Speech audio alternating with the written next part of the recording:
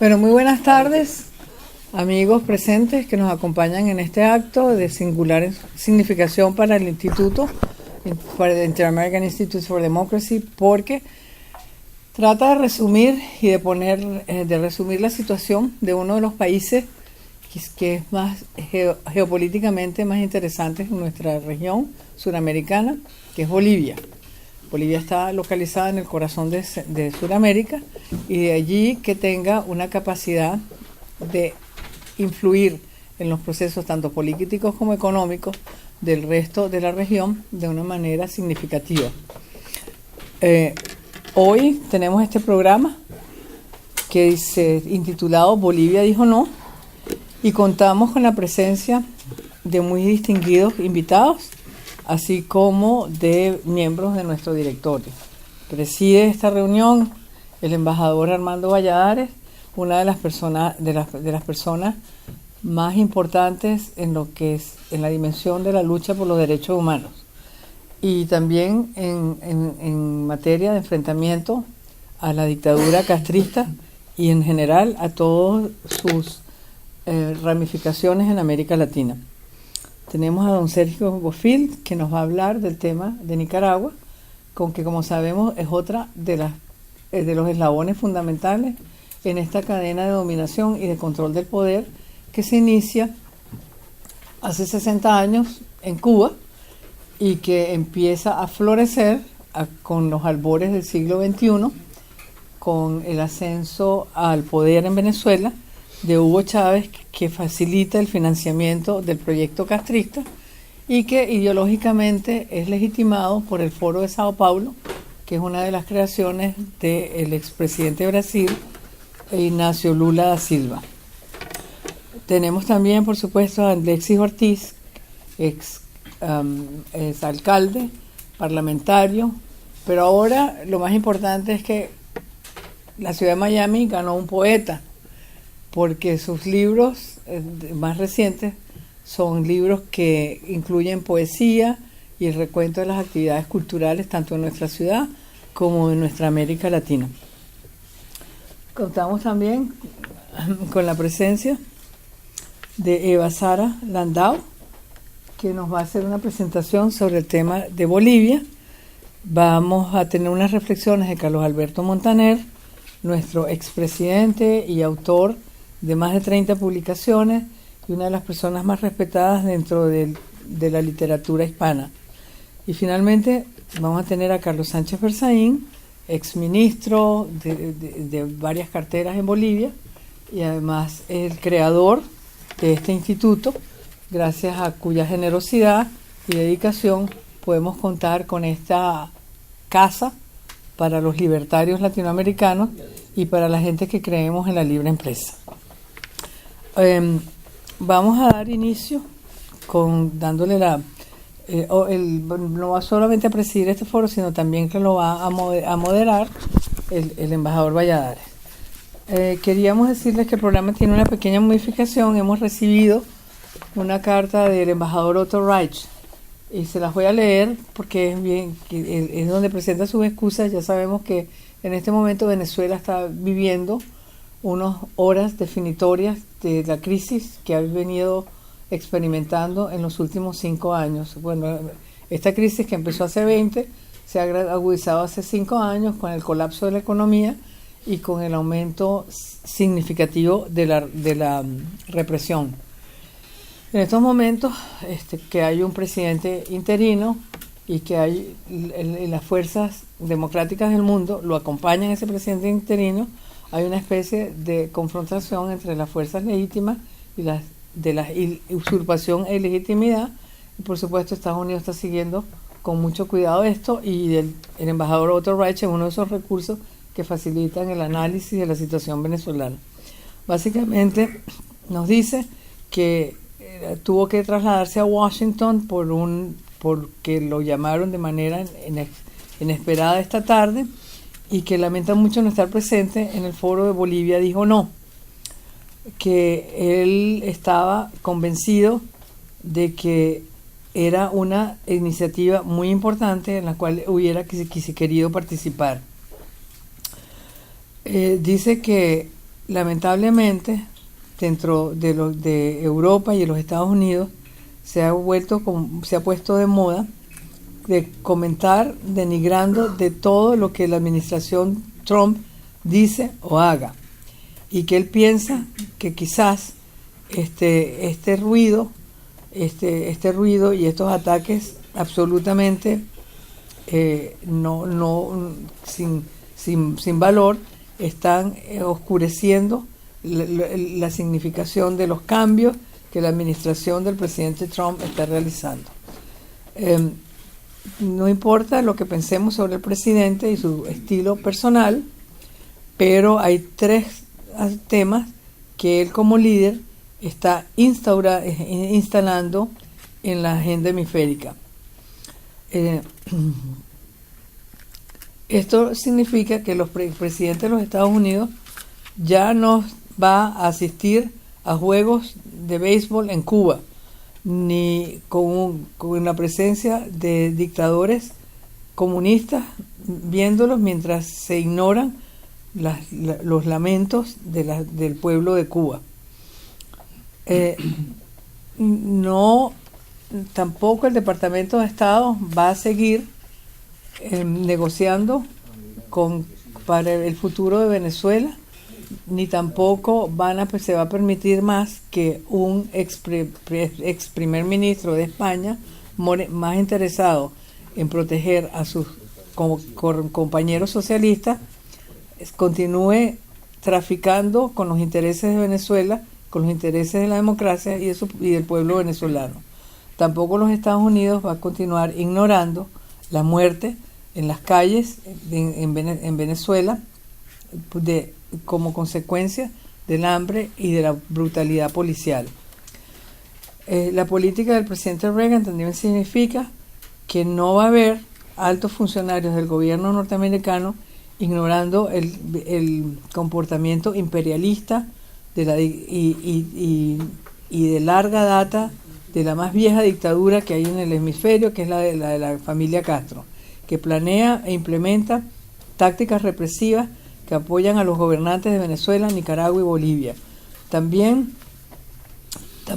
Y que también continúan prestándole servicios de asesoría a los sátrapas sobre cómo permanecer en el poder indefinidamente y así burlando la voluntad popular. Las declaraciones y los discursos, por supuesto, no son suficientes para destruir dictaduras. Y lo que ha pasado en los últimos 3 meses es que la administración Trump cambió su liderazgo en el Departamento de Estado, en el Consejo de Seguridad Nacional, y a raíz del cambio de estos equipos, los Estados Unidos está confrontando de manera seria la crisis de Venezuela, más allá de simples declaraciones. Un ejemplo debo traer a colación. La administración dijo correctamente que Cuba estaba detrás de mucha de la violencia y destrucción en este hemisferio en las últimas 6 décadas. Y el asesor de Seguridad Nacional, John Bolton, lo dijo con muchísima claridad, que existía en nuestro hemisferio una troika de tiranía, en su discurso de Miami en noviembre. El presidente Trump lo repitió la semana pasada, y desde entonces se han tomado medidas certeras para ir asfixiando esta dictadura. Después de 6 décadas repartiendo muerte, destrucción y pérdida de esperanza, la dictadura de Castro está ahora perdiendo su capacidad para controlar el hemisferio. Y eso se debe a muchos factores pero que juegan a favor de la política de la actual administración de los Estados Unidos. Pero hay que darle crédito a que estos hombres que están en Washington, que representan a nuestro país, hayan decidido enfrentar la crisis de una manera absolutamente frontal. Espero que tengan un foro con éxito, y quisiera que me continuaran invitando a las actividades del instituto. Pero me despido con un saludo muy afectuoso, Otto Reich.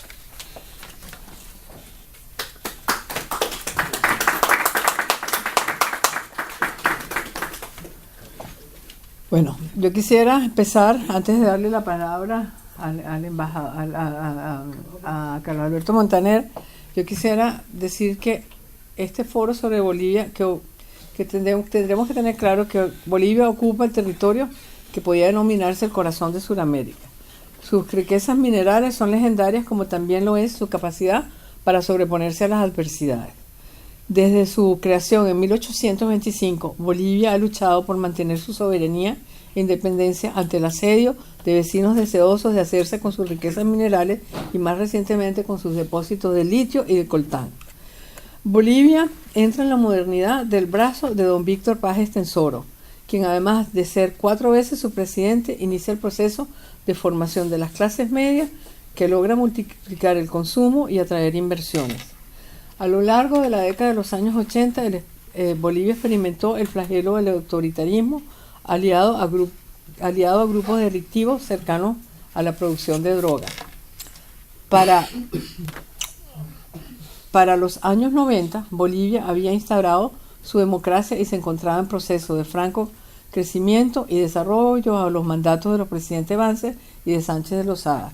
En la administración Sánchez de Lozada colaboró de manera brillante nuestro director ejecutivo Carlos Sánchez Berzaín.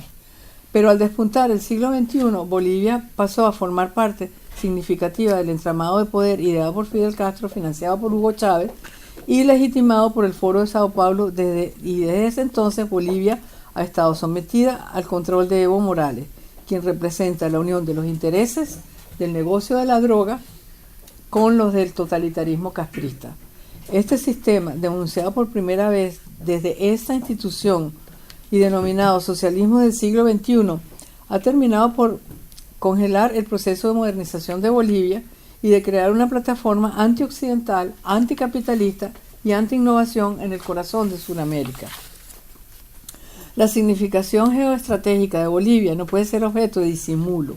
Desde su territorio se pueden enviar ondas desestabilizadoras a Brasil, al Ecuador, a Perú, a Chile, Argentina y Colombia. En síntesis, la perfecta plataforma operacional para cualquier movimiento o líder que tenga ánimos desestabilizadores. Pero más aún, en este siglo en que una nueva ruta de la seda se ha creado por los caminos cibernéticos, Bolivia tiene la ubicación perfecta para emplazar en su territorio plataformas de penetración de los sistemas de comunicación de toda Sudamérica y de penetración de almacenes de datos para usos criminales. Es decir, Bolivia puede ser el lugar perfecto donde volver a montar una experiencia como la que se llamó Avalanche, que era la especie de un Amazon.com del crimen organizado. Hoy está a medio camino entre Ciudad del Este y el emporio del arco minero venezolano, donde se refugian las más descantadas representaciones del crimen organizado transnacional. Y en la medida que el socialismo del siglo XXI sea derrotado en Venezuela y Cuba, Bolivia se va a transformar en un lugar de refugio para recomponer fuerza y retomar el poder en el futuro. Estas consideraciones de orden geopolítica, democrática y de fomento del desarrollo nos han llevado a realizar este foro, en el cual pretendemos desarrollar un análisis profundo de la situación actual de Bolivia, las analogías de su actual régimen con los de Venezuela y Cuba, las estrategias del castrismo en tiempos de dificultad y la política de Estados Unidos frente a estos procesos. Agradezco la invitación a participar muy especialmente porque se trata de un país muy querido por mis padres, quienes vivieron allí desde 1954 hasta 1958, y del cual trajeron a nuestro hogar a nuestra querida Tata Mercedes, quien fue la encargada de repartir disciplina en el hogar de los Rangel Mantilla. De allí que desde mi muy particular punto de vista deseo ver a Bolivia libre muy pronto, para que finalmente logre su potencial, que como lo definiera don Víctor Paz Estenssoro, abro comillas, es limitado como las estrellas que guiaron a la nación aymara por los senderos de la construcción de una tierra única en la antigüedad, aquella en la que la diversidad reinaba y la prosperidad era respetada como fuente de progreso. Muchas gracias y ahora le doy la palabra a Carlos Alberto Montaner.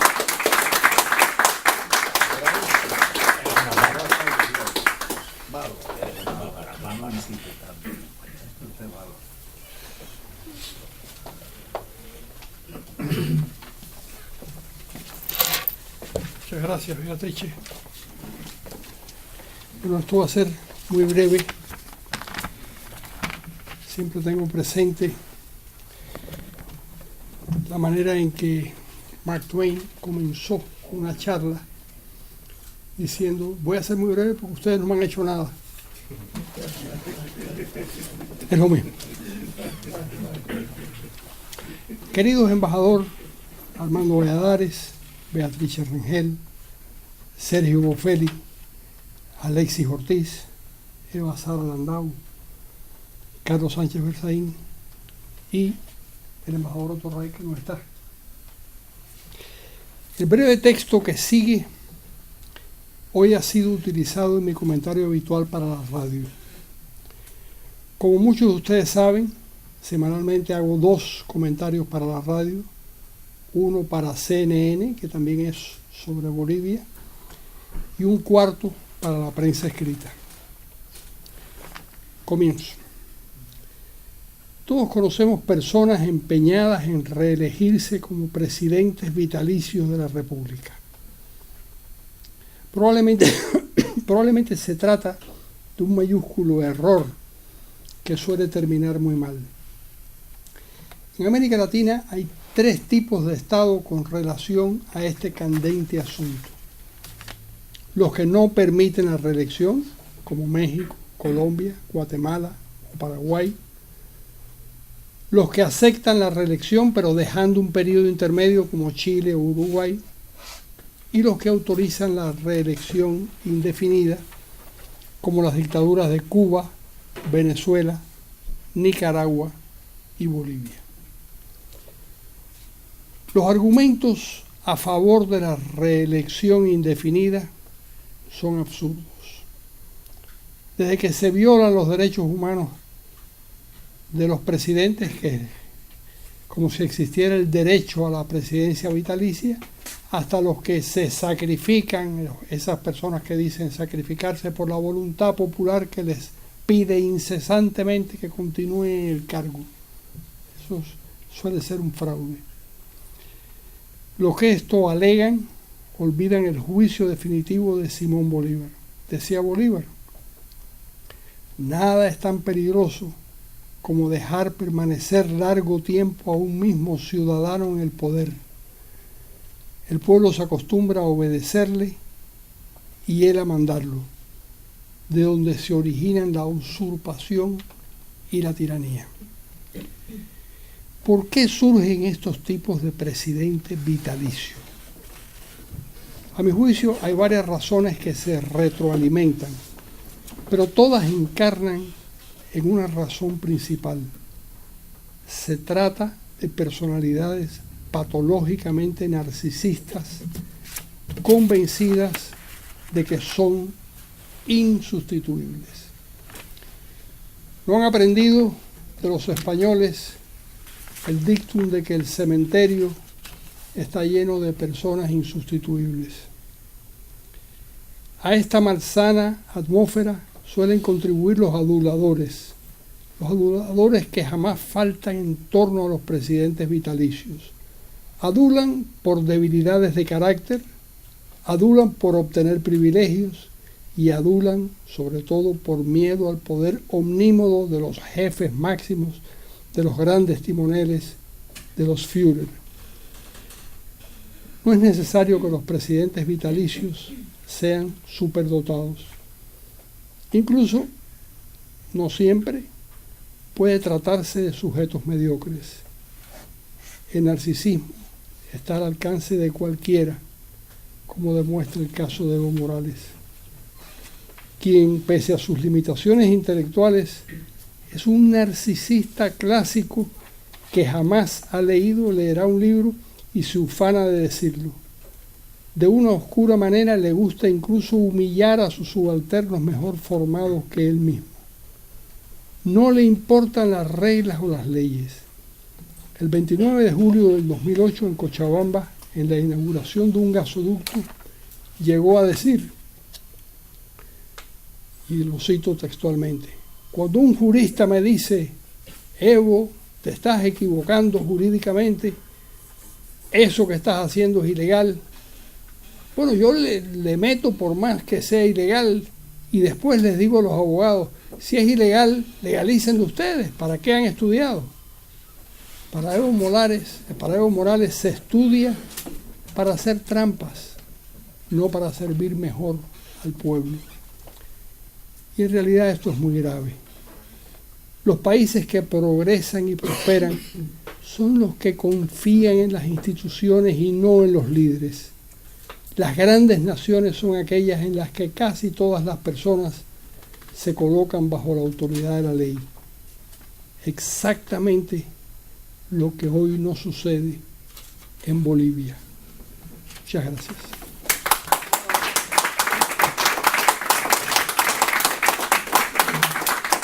Me van a perdonar, pero tengo que irme. Bueno, ahora le vamos a dar la palabra al embajador Valladares. ¿O no? A Bofil. El doctor Bofil. Gracias por lo doctor. Hay que mover esto. Vamos a mover esto. Ahí vas a estar. Muy agradecido por la invitación y por tomar siempre en cuenta el caso de Nicaragua. Se derrumbaba la Unión Soviética, capitaneado por Fidel Castro, surge el Foro de Sao Paulo. Nicaragua posteriormente fue sede en varias ocasiones. Sin embargo, Daniel Ortega siguió una ruta un poco distinta. Y en breve resumen, pues por razones de tiempo, cronológicamente se las cuento. Ortega avanzó sus planes desde 1990. A pesar de la dramática experiencia de 79 a 90, gobiernos de 90 a 2006 negociaron con Ortega ante sus amenazas de violencia callejera y más, cumpliendo así su promesa de gobernar desde abajo. Subestimaron su experiencia para conspirar y atrapar oponentes, pero Arnoldo Alemán lo superó a todos. Se denunció pacto con Ortega en 1998 y en 2000 reformaron la Constitución, ampliaron y se repartieron los poderes del Estado, redujeron porcentaje de votos para ganar en primera vuelta de 45 a 35%.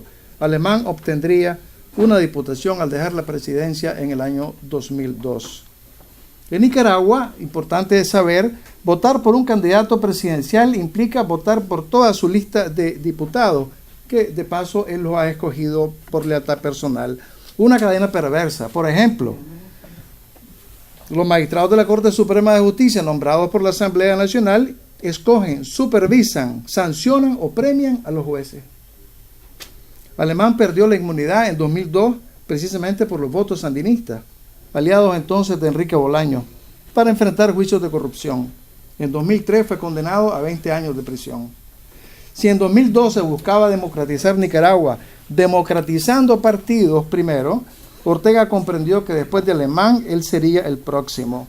Los caudillos se aliaron nuevamente, maniataron a Enrique Bolaños, Alemán dividió al liberalismo, gozando de país por cárcel, otorgado por Ortega, quien el mismo año preparó los fundamentos electorales de su dictadura, reeligiendo a Roberto Rivas, presidente del Consejo Supremo Electoral, cesando inmediatamente investigaciones de supuesta corrupción en su contra. En 2005, Rivas fue nuevamente reelecto.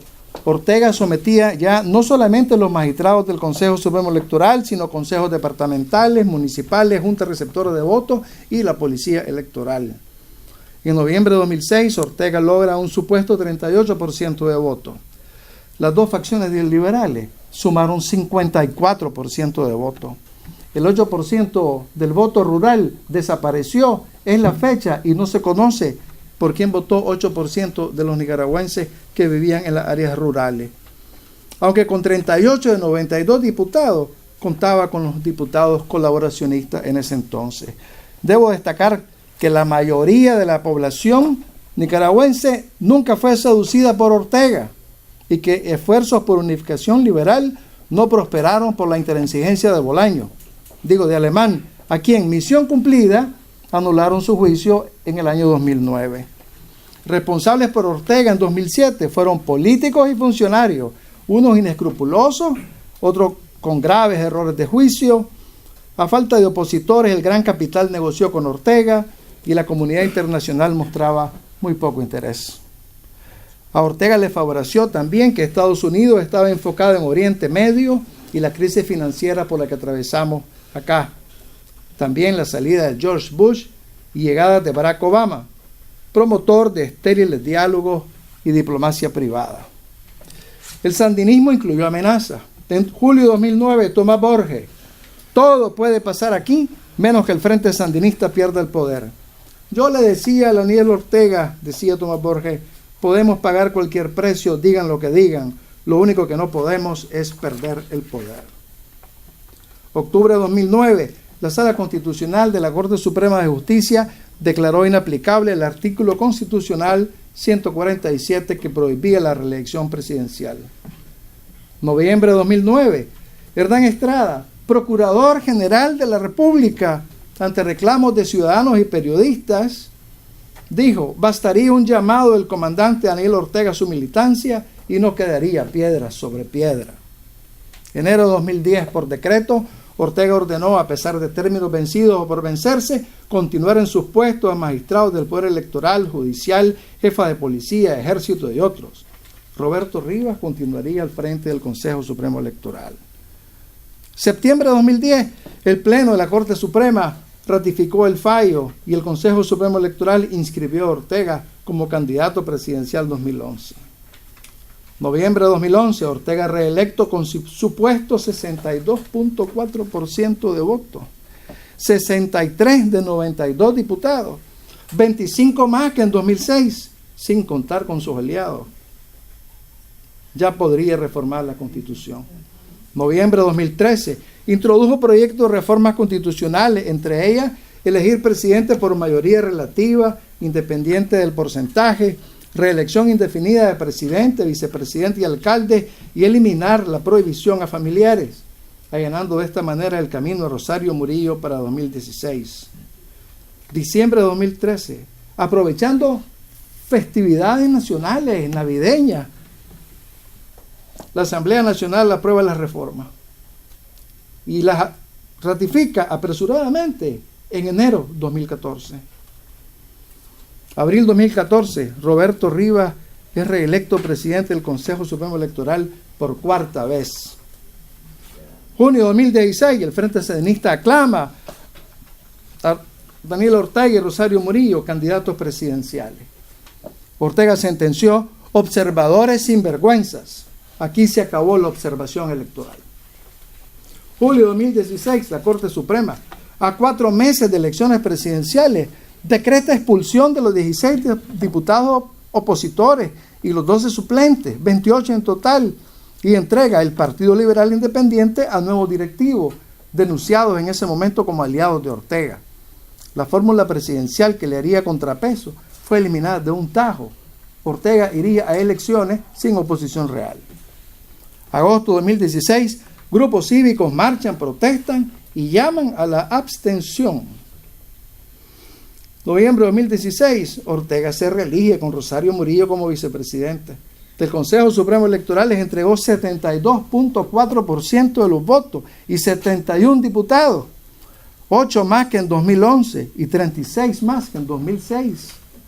Según expertos, la abstención fluctuó entre 60 y 70%.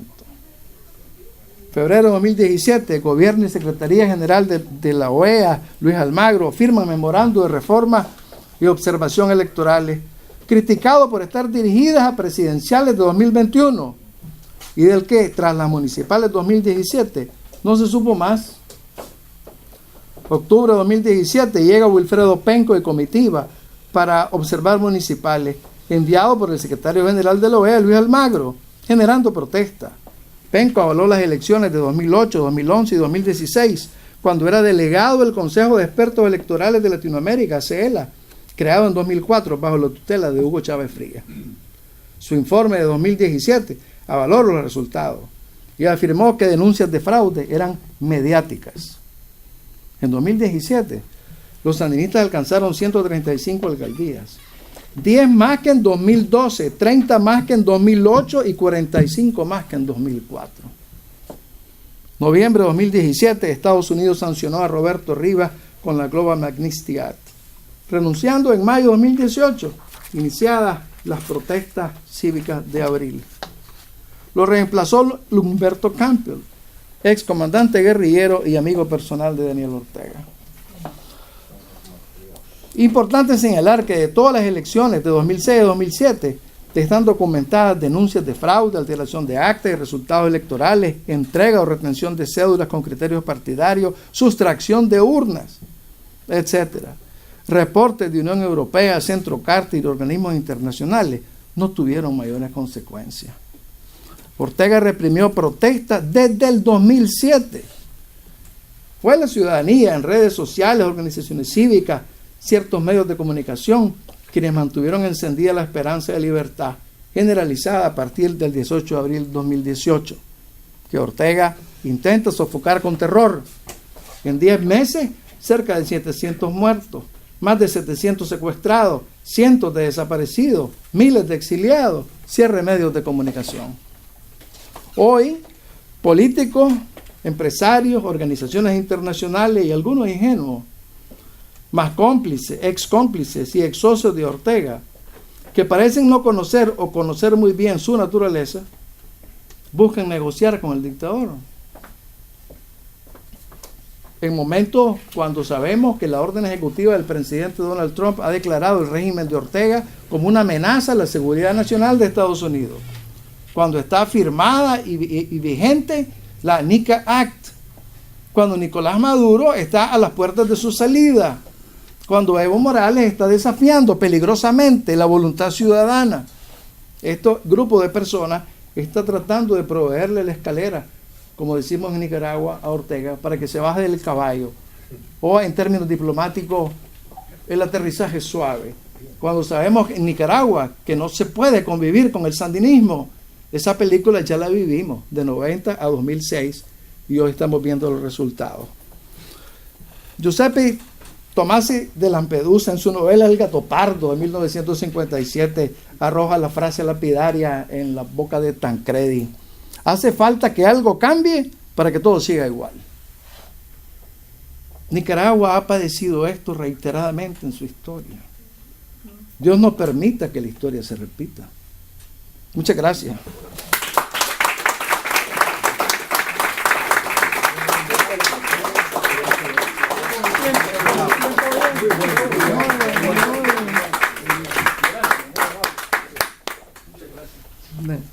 Y ahora vamos a tener la intervención de Basara Landau. Con su intervención es Bolivia dijo no. Gracias.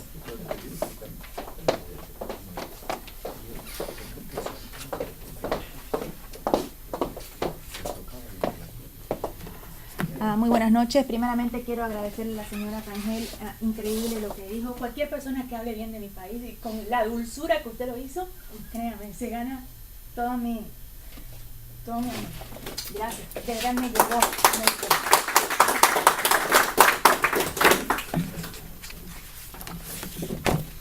Pensé que yo iba a ser la única persona que iba a leer esto, pero he visto que todos tenemos copias, ¿no? Muy buenas noches a todos los presentes. Buenas noches a quien hoy tengo el honor de compartir este panel. Buenas noches a los miembros y directores del instituto que se han convertido en compañeros de lucha y nos prestan este espacio para que hoy sea la casa de quienes queremos exponer los atropellos de los dictadores que tienen secuestrados a nuestros países. Saludo al Inter-American Institute for Democracy, al Diario de las Américas y al Demons of the America. Gracias por abrir las puertas a activistas como yo, que hoy viven en el exilio. En mi caso, hace más de 10 años, y nos urge alzar la voz para denunciar los atropellos a la democracia en el hemisferio sur por parte de dictadores patrocinados desde Cuba. Agradezco a todos los miembros del Inter-American Institute for Democracy, en especial al doctor Carlos Sánchez Berzaín por la invitación, y saludo cordialmente y con mucho respeto al expresidente, señor Carlos Alberto Montaner, que ya se fue, pero seguro que le voy a decir esto personalmente. Mi exposición hoy en día se llama Bolivia dijo no, y para comenzar quiero hacer un recuento rápido de la historia desde que el líder sindical de productores de hojas de coca, la cual más del 90% va destinada a la producción del narcotráfico en el trópico boliviano, asume el poder después que con mayoría de votos vence a la oposición. Victoria donde las personas, por promesas populistas, sumaron votos y una campaña con bandera indigenista ganó la simpatía de propios y extraños. Este voto de confianza que los bolivianos le dan a Evo Morales le permite empezar a implementar las tácticas dictadas desde Cuba por Fidel Castro. Evo, después de ganar las elecciones en el 2005, asume la presidencia en enero del 2006 y empieza a ejecutar los cambios necesarios para convertir su gobierno en una dictadura. Bolivia se ve amenazada por una asamblea constituyente en este año con el único propósito de redactar una nueva constitución a la medida de los Castros. Pasan los años y Bolivia está nuevamente en elecciones presidenciales en el 2009. Aquí ya hay muchas muestras claras del fraude electoral, donde abundan las clonaciones de identidad y los muertos salen a votar usando sus nombres más de una vez. Usan cuanta manía sea necesaria para lograr el triunfo del dictador por segunda vez. Con la aprobación ilegítima de la Constitución en la Asamblea Constituyente, se le permitiría al cocalero ir por tercer periodo por la supuesta refundación de Bolivia. Es así que vuelve a presentarse como candidato el 2014 y sorpresa, vuelve a ganar. No es secreto que en dictadura las elecciones libres y transparentes no existen. Gana quien cuenta los votos y a estas alturas Evo Morales ya tiene control sobre todas las instituciones. Antes de que se acabe su tercer mandato, ilegítimo, Evo se preocupa y vuelve a llamar a las urnas, esta vez con la promesa de irse en caso de perder. Llama a un referéndum que se celebraría un día como hoy, 21 de febrero en el 2016, violando la Constitución redactada y aprobada por sus constituyentes. La pregunta fue simple y de carácter vinculante. ¿Quieren los bolivianos que Evo Morales, Ayma y su vicepresidente vuelvan a ser reelectos? Y la respuesta fue clara. Bolivia dijo no. Evo no contaba con el 85% de los bolivianos descontentos con él, y la astucia de grabar y fotografiar cada acto sospechoso de fraude, incluyendo conteos de votos que circulaban por las redes en vivo y en directo. El fraude no puede cubrir por completo la voluntad del pueblo y el resultado de la Corte Electoral controlada por el dictador fue de 52% para que Evo y su vicepresidente agarren sus cosas y se vayan. Evo acepta su derrota, pero no cumple su promesa.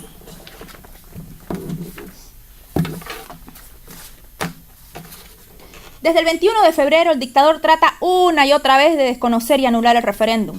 En abril, lo intenta Juan Ramón Quintana, nada menos que el ministro responsable de la masacre de Pando, pidiendo nulidad a este referéndum porque según él y Evo eran víctimas de la mentira, del caso de la mentira de Gabriela Zapata. Y eso fue lo que originó el descontento de la gente. En mayo, el dictador plantea un referéndum al que lo denomina segundo tiempo. Ya saben, a él le gusta el fútbol y todo lo hace empate técnico. Bueno, esto le quiso llamar el segundo tiempo. Esta intención fracasa. En septiembre, el dictador y el CONALCAN intentan modificar la Constitución y anular el referéndum del 21 de febrero nuevamente. En diciembre, el dictador aprueba 4 vías para habilitarse en un congreso de su partido. Pero para ello necesitaba ir nuevamente a un referéndum. Y por razones obvias esta idea fue cancelada. La gente volvería a decirle no. Empezando el 2017 en enero, el ministro Quintana vuelve a jugar el papel de víctima por el cartel de la mentira. Ataca medios de prensa, redes sociales con amenazas. Todo para anular de una vez por todas este referéndum. En septiembre, el dictador sale reclamando el derecho a ser reelegido, porque según eso era su derecho humano, ¿verdad? Y la respuesta del secretario de la OEA, el señor Luis Almagro, no se dejó esperar. Le dijo, no, Evo, eso no es un derecho humano, ¿verdad? La reelección no es un derecho humano.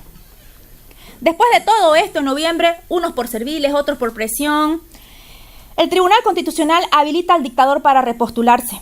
El Tribunal Supremo impulsa una ley de organizaciones políticas para que el dictador vuelva a ser elegido. El dictador tiene que seguir el libreto y llama nuevamente a elecciones primarias el 27 de enero del 2019, donde él es el único candidato por su partido. Elecciones que no hayan sido posibles si los partidos de oposición no se hayan prestado al apetito y a las necesidades de Evo de participar en esta farsa. Quiero dejar claro que los candidatos de oposición también eran candidatos únicos en estas primarias. Evo vuelve a perder. Solo se presenta un 30% de sus afiliados, dejando claro que ni su propia gente está contenta de que él se repostule, de que viole la ley, de sus prácticas antidemocráticas para manejar el país. Una vez más, Bolivia le dice no. La terquedad de Evo Morales y el deseo castrista de implementar un comunismo en Bolivia debe llamarnos la atención. Ya son muchos los muertos, muchos los presos políticos y más de 1.200 exiliados. Número que crece cada día que Evo está en el poder. Número que se multiplica en víctimas cuando no solo los directos opositores como activistas, políticos, periodistas y cuanta persona proteste o denuncia la violación a los derechos humanos, la corrupción y crímenes son atacados. A estas estadísticas se deben sumar los familiares, seres queridos. Ellos también sufren la persecución, la separación, el estado de terror, los traumas psicológicos y lo más grave, la muerte de un padre, de una madre, de un hijo, de una hija, de un hermano, una hermana, un nieto. Vemos por miles a los cubanos y venezolanos regados por el mundo. 60 años de miseria, muerte y desesperación para Cuba. 20 años en Venezuela con 300.000 muertos, cientos de presos políticos, más de 2 millones de exiliados. Cientos de presos y muertos en Nicaragua. Nuestros pueblos, una y otra vez vamos a las urnas con la esperanza de un cambio, a sabiendas de que los resultados están listos semanas antes del acto. Pero dicen que la esperanza es lo último que muere. Pero también es cierto que la fe sin verbo está muerta. Les pido a todos ustedes que nos ayuden a llevar este mensaje de ayuda al mundo. Bolivia está en peligro. Necesitamos sus voces. Les pido a mis hermanos bolivianos a seguir en la lucha, en las calles, en las redes. Donde quiera que sea, hay que denunciar y protestar. Me emociona mucho ver a Mario con su hija. La conocí muy chiquita cuando salieron al exilio. Bolivia, infortunadamente, hoy vive bajo el régimen totalitario donde un hombre controla todos los poderes del Estado, donde no existe la alternabilidad y no existen elecciones libres. Como judía boliviana, me alarman las similitudes entre el régimen boliviano y el régimen nazi de Alemania. Evo promueve el racismo y el odio al blanco. En Bolivia se vive con miedo al revanchismo. Hay exiliados políticos, detestan la iniciativa privada, al igual que el estalinismo. Mírense en este espejo. El exilio no es más que estar libre con condiciones crueles, como no poder volver a ver a sus seres queridos.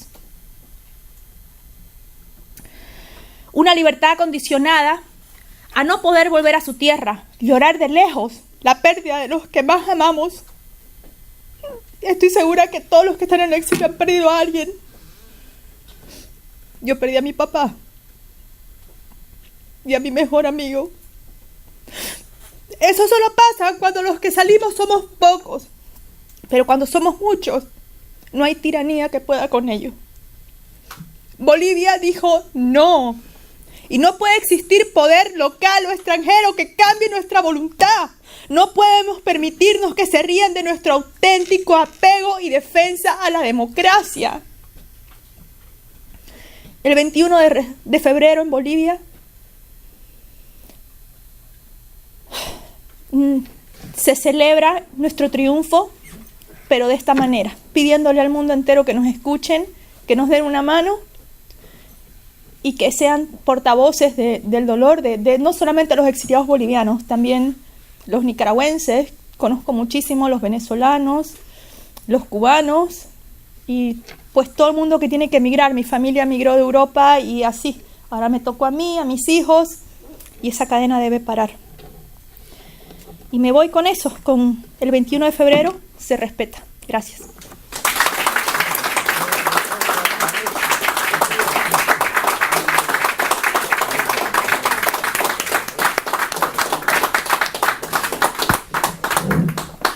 Eva, con gente como tú, Evo tiene los días contados.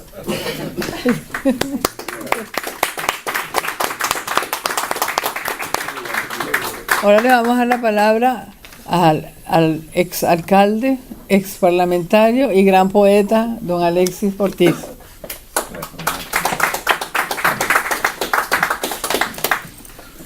Bueno, mis queridas amigas y amigos, cuando uno le toca hablar en un acto como este, debe comenzar por confesar la emoción que le produce y el sereno orgullo que le produce compartir el acto con gente tan distinguida como la que está aquí. Luis Bertrán Guerra, exministro, ex procurador en Venezuela, uno de nuestros abogados más ilustres. Sergio Bofelli, que es uno de los periodistas más valientes y más identificados con la lucha por la libertad de expresión en Nicaragua y Centroamérica y Florida. Esta jovencita Eva, que nos dejó todos tan emocionados, Eva Landau, qué linda, mi amor, felicitaciones. Realmente fue un discurso muy lindo. Bueno, Armando Valladares, todo el mundo sabe que Armando Valladares es un emblema de la resistencia cubana. Realmente que Armando Valladares es una fuente de inspiración para todos los demás exilados de todos los demás países que han sufrido la humillación de lo que no vacilamos en calificar de bandidocracia castrochavista. Mi hermano Carlos Sánchez Berzaín, a mí me gusta destacarle a Carlos Sánchez Berzaín que, como dicen los chilenos, no le saca el poto a la jeringa. Carlos Sánchez Berzaín lucha todos los días, no se rinde. O sea que cuando uno tiene alguna tentación de cansarse o de rendirse, está Carlos Sánchez Berzaín allí para recordarle que los zorros no se rinden.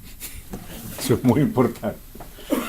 Mi hermana queridísima Beatriz Rangel, quiero que sepan que Beatriz Rangel es una venezolana destacadísima, fue ministra en un gobierno que estuvo a punto de recuperar el país y de colocar el país en el camino hacia ingresar airosamente en el primer mundo, que fue el segundo gobierno de Carlos Andrés Pérez. Un hombre muy denostado, muy calumniado, pero que fue un venezolano realmente paradigmático. Yo tuve el honor de escribir un libro sobre él, de escribir su biografía. Fíjense ustedes, esta gente que está aquí me convoca a 3 reflexiones, porque ellos representan estos 3 valores que voy a mencionar con especial afecto por esos valores. El primero es el coraje. Aristóteles decía que la principal virtud política es el coraje. Toda esta gente que está aquí es gente de coraje, gente valiente. Y eso es muy importante, porque la política es una actividad tan exigente, tan terrible, tan maltratada, sobre todo en estos tiempos en que la antipolítica se ha puesto de moda, que ser político, el solo hecho de ser político, y yo soy un político profesional, el solo hecho de ser político ya es una demostración de valentía, porque tienes que estarte calando a diario los maltratos de la gente, sobre todo aquellos que juegan a ser políticos sin tener ninguna preparación para la política, y entonces una manera de afirmarse como político sin tener preparación para la política es maltratando a los políticos. Entonces esta cuestión del coraje es sumamente importante. Otra cuestión que yo tengo que destacar a esta gente que está aquí es un valor muy importante, pero muy, muy importante. Hay un poeta popular venezolano, poeta y humorista maravilloso, delicioso, que se llama Aquiles Nazoa, que escribió un credo. Y en el credo decía que el invento más bello del hombre es la amistad. Y entonces es muy importante porque esta gente que está aquí tiene un alto sentido de la amistad. Y como yo soy católico y creo en el amor al prójimo, entonces para mí la amistad es algo muy valioso. Yo soy un tipo que no se avergüenza de confesar que soy amiguista. La amistad es muy importante. Y la tercera cosa que quiero destacar de este grupo es algo que nos enseñó Rómulo Betancourt, que fue la figura principal, fundadora, el gran padre fundador de la nueva democracia civil venezolana. Él decía como un reclamo que uno de los problemas de nuestros políticos latinoamericanos es que éramos ágrafos, es decir, que como no leíamos, entonces no escribíamos. Y al no escribir, nuestra gente, las nuevas generaciones, tenían que abrevar, tenían que formarse con los libros y la experiencia de gente de otras partes, preferiblemente europea. Y entonces nuestra cultura era muy dependiente del eurocentrismo, porque nuestra gente no escribía. Pero todos los que están aquí se han formado, se han preocupado no solamente por formarse y por escribir, sino por transmitir esa experiencia intelectual a las nuevas generaciones, que bastante falta le hace. Bueno, aquí hay una gente también en este evento muy valiosa. Mi hermano menor, Diego Suárez, por ejemplo, ha sido un baluarte en la lucha de los cubanos por la democracia, pero hay una persona que yo quiero hoy aquí darles una sorpresa a ustedes y destacarla muy especialmente. En los años 60 en Venezuela, el déspota Fidel Castro Ruz, se le metió en la cabeza que él tenía que controlar a Venezuela. Entonces financió, armó y entrenó guerrilleros para tomar el poder por asalto en Venezuela.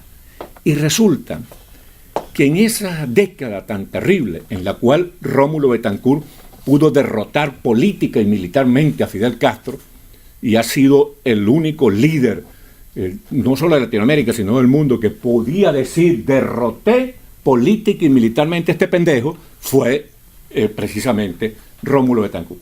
Pero Rómulo Betancourt pudo derrotar política y militarmente a Fidel Castro porque aparecieron hombres como este caballero que está aquí, mira, Atahualpa Montes, comisario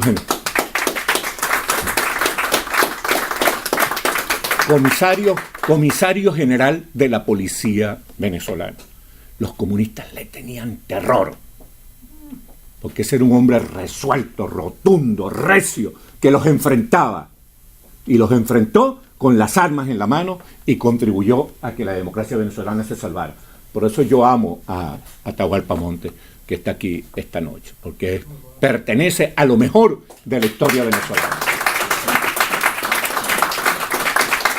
Bueno, pues nosotros estamos aquí para hablar de Bolivia, que es una de las cosas que caracteriza al llamado socialismo del siglo XXI, que nosotros todos, Carlos, yo, a todos, Armando, preferimos llamarlo neocomunismo. ¿Qué es lo que lo caracteriza? Muchas cosas, la subversión, tratar de destruir a la democracia desde la democracia misma, todas las cosas pues que sabemos, que hemos escuchado tantas veces que el Foro de Sao Paulo preparó. Pero hay algo que es realmente lo más escandaloso, lo más bochornoso, lo más humillante, lo más desagradable, lo más despreciable, y es que la gente del socialismo del siglo XXI se caracteriza por el descaro, por la amoralidad, porque no les importa nada, porque se pasan por el rabo las leyes, porque son realmente unos tipos humillantes y odiosos. Fíjate el descaro. Carlos Alberto Montaner puso un ejemplo, o no sé si fue Carlos Alberto Eva, pero alguno aquí puso un ejemplo de cómo Evo un día dijo que él hacía las cosas, y si eran ilegales le decían a los abogados arréglenlas ustedes después. Tienen ahí a un gobernador, el gobernador de la región de Pando, que se llama Leopoldo Fernández, ¿no? Tienen ese gobernador preso desde hace ya un montón de años sin haber cometido ningún delito y no dan ninguna explicación. Tienen una persecución y se la pasan pidiendo la extradición de Carlos Sánchez Berzaín sin tener ninguna razón jurídica ni política para justificar esa petición. Dicen que creen en la Pachamama, en la Madre Tierra, que son indígenas, y todo el mundo sabe el caso del TICNIS, ¿no? Del Parque Isidoro Secure, que no solamente han maltratado a la población indígena, sino que han actuado de una manera salvajemente depredadora de la naturaleza. O sea que es un descaro total, es burlarse de la opinión y de la inteligencia de la gente.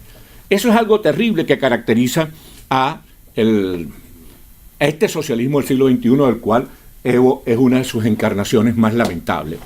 La represión, desde luego. Mira, aquí está el almirante Marco Justiniano. El almirante Marco Justiniano era el comandante de las Fuerzas Armadas Bolivianas. Ya tiene un montón de años en el exilio. Lo único bueno del exilio de él es que él y yo nos hemos hecho pana, o sea que yo salí ganando ahí, ¿no? Pero el único delito que cometió Marco Justiniano fue respetar la ley no permitir que las Fuerzas Armadas fueran domesticadas por la politiquería y plantear sin violencia, serenamente, porque Marcos es un hombre muy sereno, que las leyes tenían que ser respetadas. Incluso en una oportunidad Marcos me contó que Chávez le dice, en una visita de Chávez a Bolivia, le dice a Marcos: almirante, hay que proteger al indio.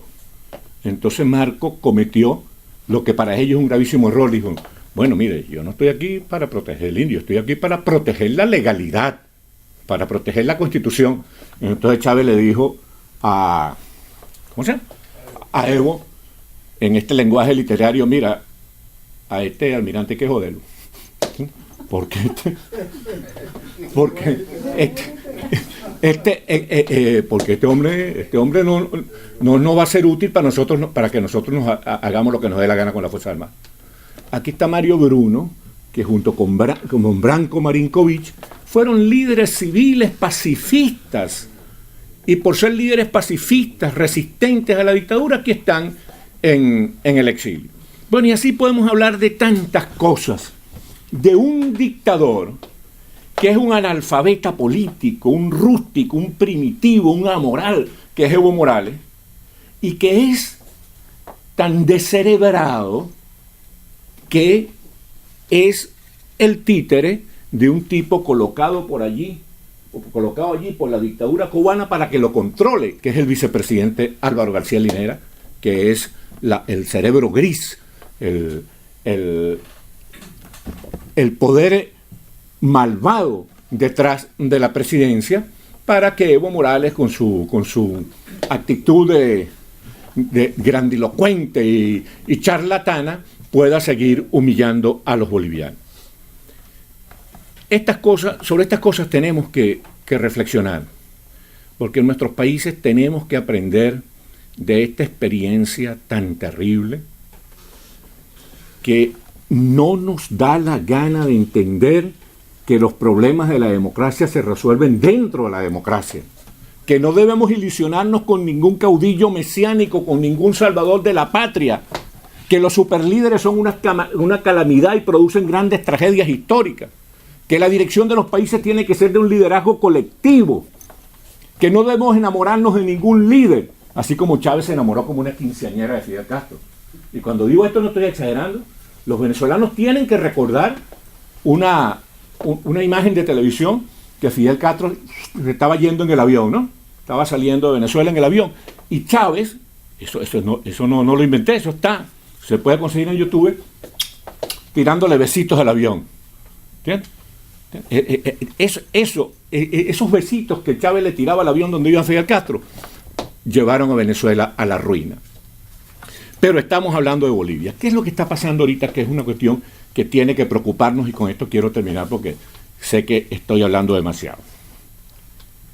Toda la atención del mundo en este momento está concentrado en Venezuela. Eso está bien, es correcto. Venezuela está viviendo la tragedia más espantosa de su historia, perpetrada por la bandidocracia castrochavista. Entonces está bien, y nosotros los venezolanos estamos muy agradecidos por toda esa atención y esa solidaridad que estamos recibiendo de todo el mundo, y por el hecho de que ya van más de 60 países que reconocen al compañero Juan Guaidó como presidente legítimo de la República. La atención se concentra en Cuba. Eso está bien. Los cubanos han sufrido indeciblemente la humillación cotidiana al pueblo cubano por parte de estos desalmados. Es algo que hace necesario, incluso hace necesario más solidaridad con Cuba, porque para lo que ha significado como desgracia para el mundo Fidel Castro y ese régimen, los cubanos no han tenido la solidaridad necesaria. La atención está centrada en Nicaragua, y está bien. Este pedófilo, casado con esta bruja impresentable, ha cometido los crímenes más horrendos, pero además recientemente un montón de muchachos muertos de la manera más descarada y absurda y brutal. Entonces está bien que se concentre la atención en Nicaragua, pero es necesario concentrar la atención en Bolivia, porque resulta que para lo que está viviendo Bolivia, para el sufrimiento que tiene Bolivia, no ha tenido la atención, la solidaridad, el empeño que debería tener de la opinión mundial. Por eso este foro es muy importante y yo me siento muy, pero muy emocionado de haber podido hablar aquí. Muchas gracias.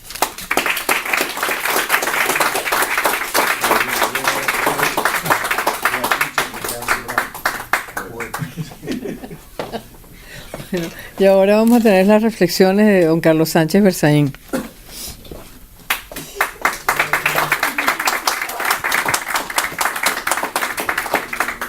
Gracias a todos los presentes, gracias al embajador Armando Valladares por presidir este evento tan importante para Bolivia y para las Américas, para la libertad y para la democracia.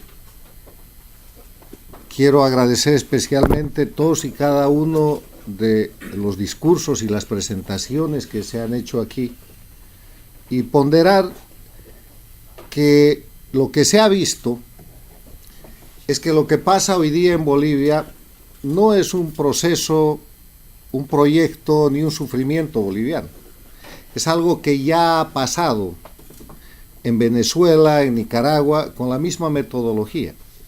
La exposición que se ha hecho respecto a Nicaragua por el periodista Bofelli, con fechas, con actos, demuestra que lo que está haciendo Evo Morales y lo que ha hecho Evo Morales en Bolivia para permanecer ya 13 años en el poder, una persona que fue electa por 5 sin derecho a reelección. Lo que está haciendo para ir a una nueva reelección no es un resultado de la creatividad, de la picardía, ni siquiera del crimen nacional boliviano, sino que es la copia de la aplicación transnacional del crimen organizado liderado por Cuba y ya ejecutado en Venezuela y en Nicaragua. Con ese precedente, permítanme, para hablar de la dictadura electoralista de Bolivia, fijar un marco de referencia. Un marco de referencia, primero, de la realidad objetiva. ¿Qué es lo que está pasando en Bolivia? Lo ha descrito muy bien doña Eva Sara Landau, a lo que simplemente quiero agregar que en Bolivia se está viendo un país sometido a esta metodología de lo que se llama socialismo del siglo XXI o simplemente castrochavismo. Bolivia es uno de los países controlados por esta expansión del castrismo resultado del dinero que le proporcionara Chávez el año 99. Ese es un grupo integrado por Cuba, Venezuela, Nicaragua y Bolivia, y todos estos países, incluida Cuba, llevan adelante un método que es un método de electoralismo dictatorial para simular democracia o para simular legalidad o legitimidad. En estos días, el día 24, Cuba va a presenciar y va a presentar al mundo el show del referéndum para la reforma constitucional, como si las dictaduras pudieran tener constitución. Pero en Cuba la van a reformar y ese pueblo que no tiene libertad, ese pueblo cubano que vive encerrado en una isla convertida en una cárcel, va a ser objeto de una maniobra más para decirle al mundo que han cambiado la constitución castrista y con eso han afinado los métodos que denominan leyes para seguir oprimiendo al pueblo cubano. Show típico de una dictadura electoralista. Hemos visto que lo mismo ha pasado en Venezuela por años y que ha sufrido el duro revés de las elecciones de mayo de 2018 del año pasado, a las que me referiré más adelante. Y hemos visto cómo se ha descrito esa misma metodología en Nicaragua. Lo que está pasando hoy día en Bolivia es simplemente la aplicación del método castrochavista de dictadura electoralista para perpetuar en el poder un sistema de facto con simulación de democracia, con manipulación de las leyes y con una larga cadena de crímenes en una asociación de delincuencia organizada transnacional que no es boliviana y que se ha irradiado en esta parte del mundo. Como marco de referencia legal, jurídico y teórico, voy a proponer simplemente en esta exposición que recordemos la Carta Democrática Interamericana, aprobada el 11 de septiembre del año 2001 en Lima, Perú, y firmada por todos los países de las Américas. No por Cuba, lo que no quiere decir que no es aplicable a Cuba, porque en términos del derecho internacional, la ausencia de firma de un tratado de esta naturaleza en la comunidad internacional no libera a un Estado como Cuba del cumplimiento de sus principios. La Carta Democrática Interamericana no define la democracia, pero en su artículo 3 establece los elementos esenciales de la democracia. Esencial quiere decir aquel elemento que si ustedes quitan del objeto que se está tratando o describiendo, este pierde toda su naturaleza y deja de ser tal. Y los 5 elementos esenciales de la democracia son el respeto a los derechos humanos y las libertades fundamentales. Derechos humanos como la vida, la libertad de expresión, la libertad al trabajo, la libertad de prensa, el derecho a la propiedad privada, a ejercer profesiones y oficios de acuerdo a lo que el ciudadano elija, al debido proceso legal, a no ser perseguido indebidamente, a la igualdad jurídica de las partes, a no ser objeto de acusaciones sin la presunción de inocencia, a tener jueces imparciales, derechos humanos. El segundo elemento esencial es el acceso al poder y su ejercicio con sujeción al Estado de Derecho. ¿Qué es el Estado de Derecho? Es simplemente la situación por la cual en una sociedad democráticamente organizada el mayor poder representa la ley, que nadie puede estar por encima de la ley, que ningún individuo o grupo de individuos, por poder político que tenga, por poder económico que tenga o por cualquier tipo de poder que alcance, se podrá poner por encima de la ley. Eso es el Estado de Derecho, el rule of law.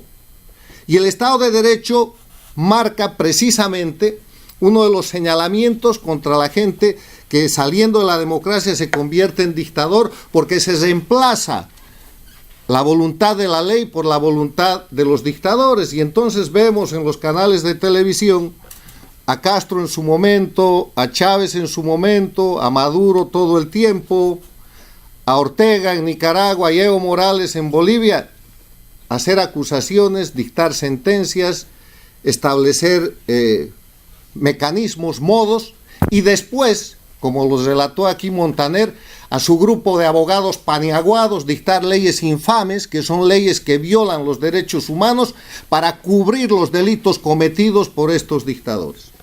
Estado de Derecho. Tercero, la división e independencia de los poderes públicos.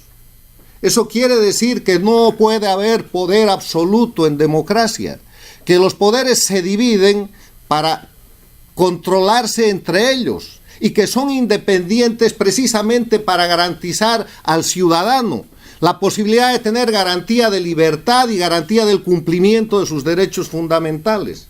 ¿De qué sirve que una constitución enuncie derechos fundamentales si no hay división e independencia de poderes para poder demandar el abuso del poder ejecutivo ante un juez independiente? ¿De qué sirve que se proclamen derechos fundamentales en una constitución si no se puede demandar la inconstitucionalidad de una ley infame que sirve al dictador ante un juez imparcial? ¿De qué sirve, como vamos a ver y hemos visto en el caso del sistema electoralista dictatorial de Bolivia, el enunciado de que hay elecciones en Bolivia, si cuando se violan las leyes y la Constitución y se arrasa con ellos, los jueces, en vez de proteger la libertad y los derechos humanos del pueblo, se convierten en serviles infames del dictador para prorrogarlo en el poder? División e independencia de los poderes públicos, el tercer elemento. El cuarto elemento, la celebración de elecciones periódicas, libres y justas, como expresión de la soberanía del pueblo a través del voto universal y secreto. Aquí el secreto de este concepto está en que las elecciones sean libres y justas. Y en dictadura no hay eso, y las dictaduras electoralistas lo que precisamente hacen es quebrar la justeza, porque en una dictadura como en la de mi país, Bolivia, es candidato el que quiere que el dictador sea candidato. Porque si no estás en la lista de candidatos funcionales a los que Evo Morales y su dictadura pueden favorecer, o estás muerto, o estás exiliado, o estás enjuiciado, o estás simplemente inhabilitado para ser candidato. Y el otro tema, que sean elecciones libres. Libres quiere decir, desde el punto de vista de los votantes, que los votantes puedan votar y elegir, que puedan discernir en uno y otro, entre dos o más candidatos. Y lo que hemos visto en las primarias fraudulentas de Evo Morales el pasado enero ha sido que él, en su partido, y cada uno de los candidatos que acompañaron esa elección de farsa de elecciones primarias eran candidatos únicos. Entonces, ¿qué posibilidad de elección había ahí? Si cada partido presenta un solo candidato y todo ese coro sirve para habilitar a Evo Morales en el grupo de candidatos que se van a presentar o que ya están listos para presentarse en las próximas elecciones de octubre. Y el último es la libertad de asociación política, que tampoco se cumple en dictaduras, porque con la cantidad de presos políticos, con la judicialización de la justicia y la represión del ejercicio de la política a través del sistema judicial que se ha convertido en el mejor mecanismo de persecución y represión política en Cuba, en Venezuela, en Bolivia y en Nicaragua, se asocia aquel al que tolera el régimen y el que mantiene un techo. Por ejemplo, el techo en Bolivia. No hay libertad de prensa porque la prensa está obligada a decirle a Evo Morales presidente. El medio de comunicación que no escribe o que no le dice en la radio o la televisión presidente Evo Morales puede asumir los riesgos que eso trae consigo, que van desde los cierres de los medios de comunicación hasta la persecución y enjuiciamiento de periodistas que en decenas integran el grupo de exiliados políticos de Bolivia, sobre todo en el Brasil, en el Paraguay y en el Perú. En ese marco de referencia, cuando no se respetan estos elementos esenciales, cuando falta uno de los elementos esenciales, eso ya no es democracia, pero cuando faltan los 5, como faltan en Cuba, Venezuela, Bolivia y Nicaragua, eso es una dictadura. Y ahí quiero entrar al tema de que la dictadura de Bolivia tiene que empezar a ser señalada por su nombre. No es una dictadura a partir de hoy día, no es una dictadura a partir de enero, no es siquiera una dictadura desde el 21 de febrero de 2016, es una dictadura desde el momento en que estos elementos esenciales se perdieron. Se falsificó una ley de necesidad de la reforma para romper la cláusula pétrea que impedía la reforma total de la Constitución en Bolivia y fabricar y simular y falsificar una asamblea constituyente. Asamblea Constituyente que todo el mundo supone hizo la Constitución de Evo Morales. Mentira. Cuando esa Asamblea Constituyente mandó el texto de la Constitución, el Congreso de Evo Morales, con opositores funcionales, estableció una ley especial que decía que el Congreso podía reformar y modificar ese texto, y el texto de la Constituyente no fue tomado en cuenta. Y el texto de la Constitución de lo que llaman Estado Plurinacional de Bolivia, la Constitución de Evo Morales, ha sido escrita por el grupo de académicos de la Universidad de Valencia, abogados españoles, con un grupo pagado por Venezuela, Chávez, y sostenido y enviado por Castro. Ese texto necesitaba, entre otras barbaridades que han puesto, como la retroactividad de la ley en lugar de la retroactividad de la ley, necesitaba que Evo Morales, así sea por una vez, sea permitido a la elección inmediata. Y destruyeron la República de Bolivia y crearon el Estado Plurinacional que finalmente ha terminado siendo un narcoestado. En esa dinámica, Bolivia, además de ser copia de Venezuela y Nicaragua en sus procedimientos, es copia en los textos constitucionales y en las leyes que tratan de legitimar el sistema. Con esa descripción resumida y ajustada de una realidad objetiva que hay que repetir y que hay que conocer y que, les reitero, no es auténtica, el dictador boliviano trata de presentarse como un indígena mentira, es un líder cocalero, no habla ni quechua ni aymara, y cuando trata de hacerlo queda un horrible ridículo, como acaba de hacerlo hace unas semanas en una reunión de las Naciones Unidas. Trata de presentarse como una democracia, mentira. Es una dictadura dependiente que ha convertido a Bolivia en un país intervenido, en un país ocupado por los servicios de inteligencia y de control político de Cuba y Venezuela. Lo que está pasando en Bolivia está atrasado unos capítulos de la tragedia de Venezuela que estamos viendo ahora. Que Bolivia no tiene presos políticos, decenas. Que Bolivia no tiene muertos que han sufrido por defender la democracia, centenas. 20 masacres sangrientas.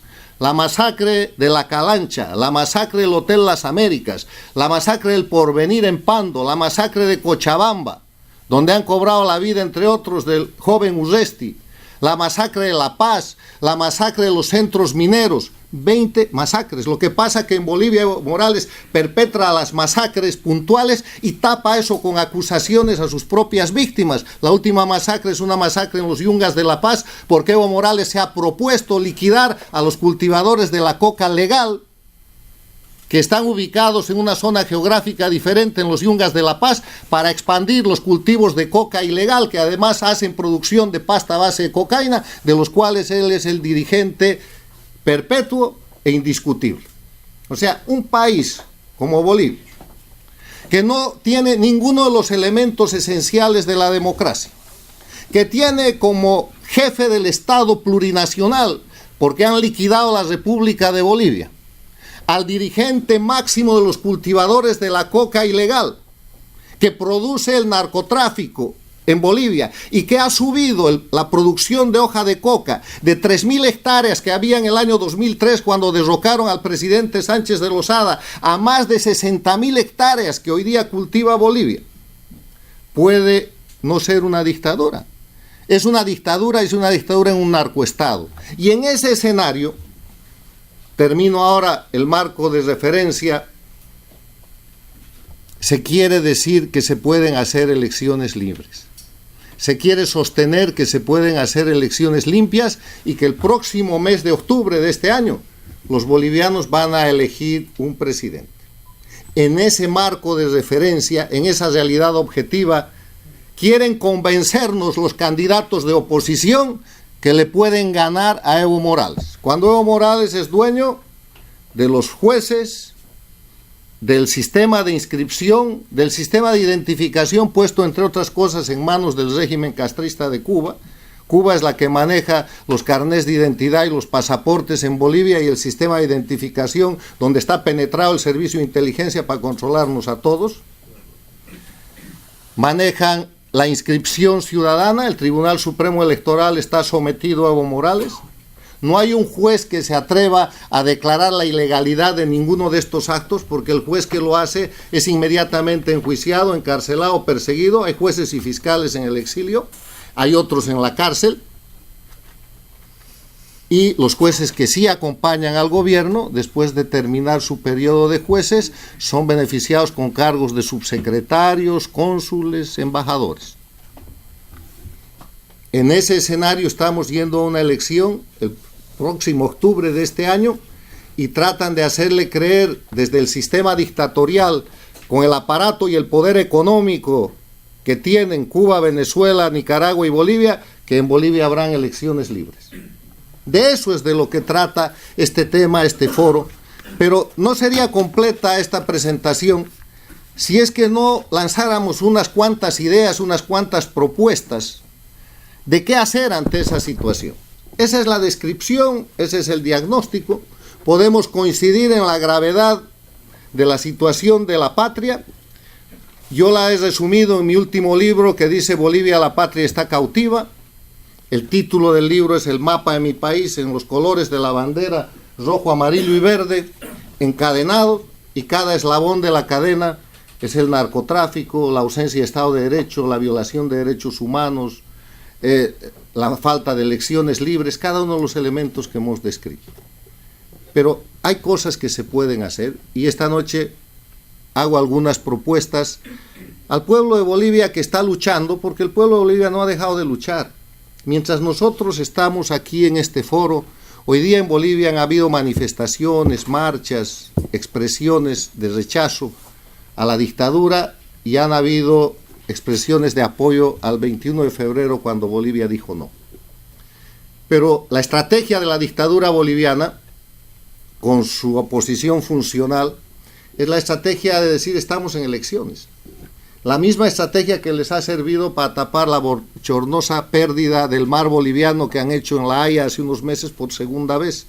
Han tapado la pérdida de la derrota de La Haya con Chile, tan publicitada por el dictador Morales, con la pronta electoralización, entrando a un proceso de elecciones internas, con Carlos Mesa, el opositor preferido de Evo Morales, lanzándose el primer candidato. Y tratando de hacerle creer al pueblo de Bolivia un mensaje que, en lugar de decir no es no, Evo no puede ser candidato, han sacado del sombrero el mensaje Mesa le puede ganar, o alguien le puede ganar. ¿Ustedes creen que en estas condiciones, con 7 candidatos de oposición o más, alguien le puede ganar a Evo Morales? En esa dinámica, ¿qué son las propuestas? Primero, una invocación final a los candidatos que se dicen de oposición para que dejen de simular y dejen de ser funcionales al régimen. Y a los partidos políticos, incluido el mío, el Movimiento Nacionalista Revolucionario, el partido del que hablaba Beatriz Rangel, el partido del doctor Víctor Paz Estensoro, el doctor Hernán Siles Suazo, el partido de Sánchez de Lozada, el partido de los grandes transformadores de la República de Bolivia, a decirles que no arriesguen la identidad del partido diciendo que quieren sostener la sigla, entregándola a ser funcionales de una dictadura que ya está puesta en evidencia ante todo el mundo. Candidatos funcionales y partidos políticos que los están respaldando, si son verazmente democráticos, no basta con decir respaldamos el 21F, no basta con decir nosotros estamos en el respaldo popular de decir Evo no es no. Para que ese no es no sea efectivo hay que salir de esa farsa electoral y dejar solo al candidato dictador, al candidato nulo, como lo han hecho los venezolanos en mayo del 2018, cuando Maduro se ha visto forzado a ir a una campaña electoral inventando 2 candidatos que nadie ha creído que tenían legitimidad, y cuando los venezolanos le han pedido al pueblo que no vaya a votar y el que vaya a votar que vote no, y Maduro ha quedado descalificado con más de un 80% de ausentismo, de rechazo, y esa situación ha producido lo que estamos viviendo hoy día. Porque los dictadores tienen la legalidad que ellos mismos han creado. Los Castro, Díaz Canel, Chávez, Maduro en Venezuela, Ortega en Nicaragua, Evo Morales en Bolivia, tienen la legalidad de leyes infames que han creado, pero no tienen la legitimidad. Y luchan por la legitimidad utilizando la herramienta de las votaciones, de las elecciones, donde se vota, pero no se elige. Lo segundo que propongo es que haya una campaña tan dura como contra el dictador Evo Morales, contra los candidatos que permanezcan siendo funcionales en este proceso electoral que está marcado por el oprobio, porque esto es un engaño al pueblo boliviano. Y si la gente persiste con cualquier pretexto en acompañar la campaña fraudulenta de Evo Morales, ya sea el pretexto de que se le puede ganar entre 7 u 8 candidatos, ya sea el pretexto de que esa es la manera de buscar espacios en el Congreso para después luchar contra la dictadura, ya sea el pretexto de mantener las siglas o cualquier otro, tienen que ser señaladas por el pueblo boliviano con la misma fuerza que se señala al dictador que es títere del castrochavismo en Bolivia. La tercera propuesta es persistir en la resistencia ciudadana, que los partidos políticos que se prestan a la funcionalidad con el dictador sepan que cuando la dictadura caiga en Bolivia, sus líderes y ellos van a caer con la dictadura, porque el pueblo tiene memoria. La construcción del nuevo tiempo, el día después de las dictaduras, no va a ser posible con la participación de los sostenedores del fraude de las dictaduras para simular democracia. No va a ser posible con aquella gente de la que el pueblo de Bolivia sospecha que reciben prebendas, que reciben beneficios, que reciben dineros, que reciben negocios o que simplemente reciben tolerancia y sueldos de la dictadura a la que sirven diciendo ser opositores. Porque ese fenómeno lo estamos viendo puesto en evidencia en Venezuela, lo estamos viendo puesto en evidencia en Nicaragua y en Bolivia eso va a ser película corrida, y la gente que esté en esa actitud tiene que saber que está en evidencia. Finalmente, propongo repetir en Bolivia el exitoso procedimiento de las elecciones venezolanas de mayo del 2018. Si Evo persiste ser candidato, con sus funcionales que le queden, a Maduro no le quedó ninguno para mayo del 2018, pero se inventó dos para decir que había pluralidad y participación. Movilizar para que si Evo persiste en esa candidatura, las elecciones de octubre tengan el mensaje de que además que los candidatos y los partidos democráticos no se presentan, el pueblo no va a votar. Y si va a votar no, va a votar nulo, como lo ha hecho en las repetidas elecciones judiciales de la dictadura, que ha elegido con ausentismos de 70 y 80% los jueces que hoy día sirven a la dictadura en Bolivia, o como ha sucedido este último mes de enero con las elecciones primarias. Nadie ha ido a votar. El partido de Evo Morales, que dizque tiene 1 millón de inscritos, todos casi empleados públicos, cocaleros y gente que está recibiendo algo del Estado y del gobierno, no ha ido a votar. No ha tenido ni siquiera el 30% de concurrencia. Y estamos esperando el informe de los observadores de la Organización de Estados Americanos para que pongan en evidencia del mundo cada uno de estos puntos que muestran que el show de las elecciones primarias en Bolivia fue eso.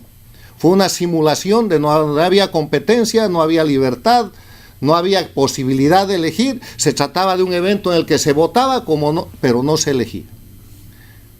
Termino diciendo, este es el momento de la resistencia. Este es el momento de poner en evidencia a la dictadura de Bolivia como una mala copia, como una copia fea de las dictaduras de Chávez y Maduro en Venezuela y de Ortega en Nicaragua.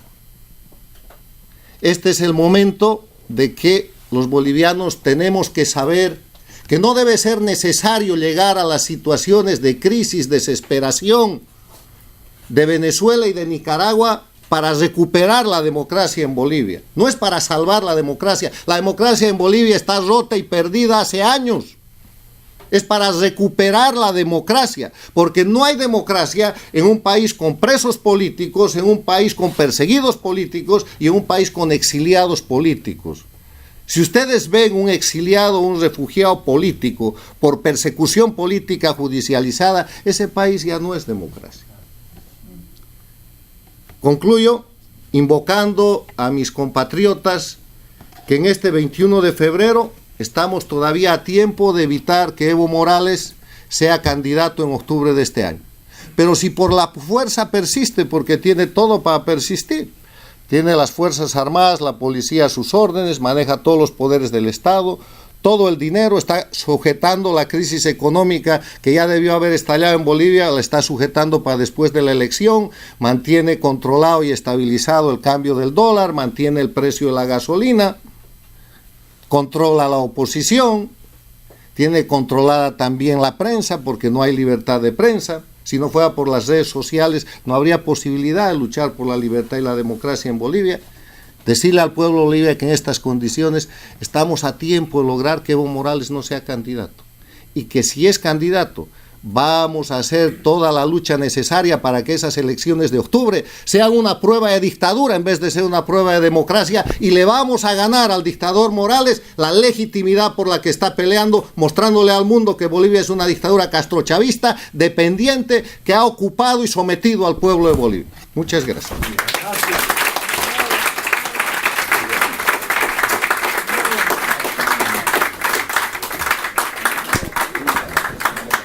Bueno, y con estas reflexiones y recomendaciones de Carlos, vamos a ahora darle la palabra al embajador Valladares para que cierre este foro con el agradecimiento de todos nosotros por habernos acompañado. Buenas noches a todos y muchísimas gracias por estar aquí. Luego de las importantes exposiciones de Alexis Ortiz, resumiendo el caso de Venezuela, y explicando la necesidad de que el mundo sepa que en Bolivia hay una dictadura.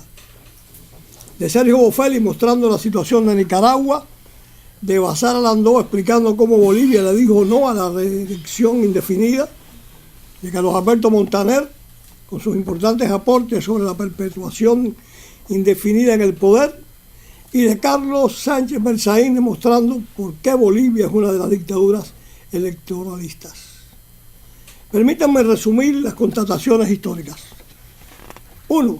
La expansión de la dictadura castrista de Cuba en base al entreguismo, al dinero y al petróleo venezolano ha configurado en las Américas un siglo XXI en el que, en lugar de una dictadura, la de Cuba, que era la única en la región en 1999, hoy, 20 años más tarde, hay 4 dictaduras. La propia cubana, la Venezuela con Maduro, Nicaragua con Ortega y Bolivia con Evo Morales. 2. Que por razones de manipulación política, propaganda pagada y lobbies, hasta ahora, la dictadura castrochavista de Bolivia, bajo la jefatura de Evo Morales, trata de pasar inadvertida y no ser claramente integrada en la lista de dictaduras que hay que derrotar en las Américas para restaurar la democracia. Esto hace imprescindible llevar adelante una campaña internacional para que Evo Morales y su dictadura en Bolivia sean incorporados a la denominada troika dictatorial, que es un cuarteto de dictadores integrado por Cuba, Venezuela, Nicaragua y Bolivia. Y tercero, vivimos momentos históricos en el ya acelerado camino para derrotar a las dictaduras. Se libra ahora la batalla por Venezuela, en la que todos estamos comprometidos.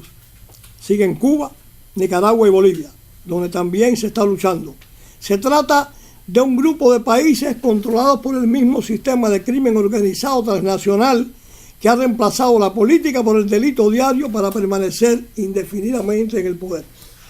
Por todo esto, y a nombre del Instituto Interamericano por la Democracia y de las entidades asociadas en la organización de este foro, Diario de las Américas y Demos of America, envío al pueblo boliviano nuestra solidaridad en su lucha contra la dictadura castrochavista que ha terminado con su democracia. Ratificamos nuestro compromiso de luchar para que el régimen de oprobio que los ocupa no pueda concretar la simulación de las fraudulentas elecciones de octubre de este año con Evo Morales como candidato. El triunfo del pueblo boliviano contra la dictadura será un nuevo triunfo de la libertad y la democracia en las Américas. Muchísimas gracias.